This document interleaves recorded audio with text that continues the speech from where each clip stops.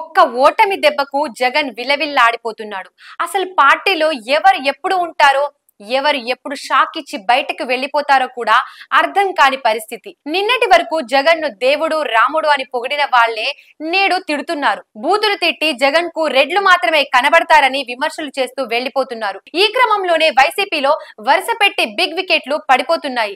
ఇప్పటికే పడిన వికెట్లకు తోడు నెక్స్ట్ చాలా పెద్ద జాబితాయే ఉంది. మరి ఆ జాబితాలో ఉన్న వికెట్లు ఎవరు? ఆ స్టోరీ ఏంటో చూద్దాం.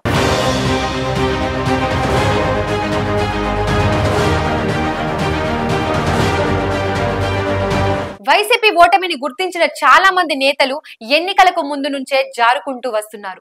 ఎమ్మెల్సీలుగా ఉన్న వాళ్లే ఎన్నికలకు ముందు పార్టీని వీడి బయటకు వచ్చేశారు. సి రామచంద్రయ్య, మహమ్మద్ ఇక్బాల్ మాకు నీ ఎమ్మెల్సీ పదవులు వద్దంటూ బయటకు వచ్చేశారు.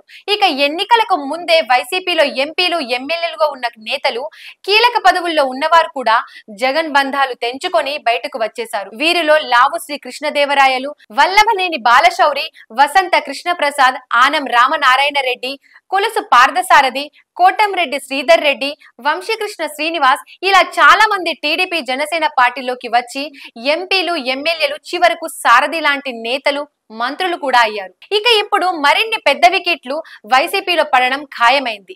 జగన్ ను నమ్మి ఆ పార్టీలో ఉండేందుకు ఎవరూ ఇష్టపడట్లేదు. గుంటూరు పశ్చిమ మాజీ ఎమ్మెల్యే, గుంటూరు నగర వైసీపీ అధ్యక్షుడిగా ఉన్న మద్దాలి గిరిధర్ పార్టీకి రాజీనామా చేసి బయటకు వచ్చేశారు. గిరి పార్టీని వీడిన 2 రోజులకే పొన్నూరు మాజీ ఎమ్మెల్యే ఈ ఎన్నికల్లో గుంటూరు పార్లమెంటుకు పోటీ చేసి ఓడిపోయిన కిలారు వెంకట రోషయ్య కూడా పార్టీ మారడంతో వైసీపీలో రెడ్డి నాయకత్వంపై తీవ్ర విమర్శలు చేశారు. అసలు పార్టీలో కాపు నేతలకు విలువే లేదంటూ మండిపడ్డారు.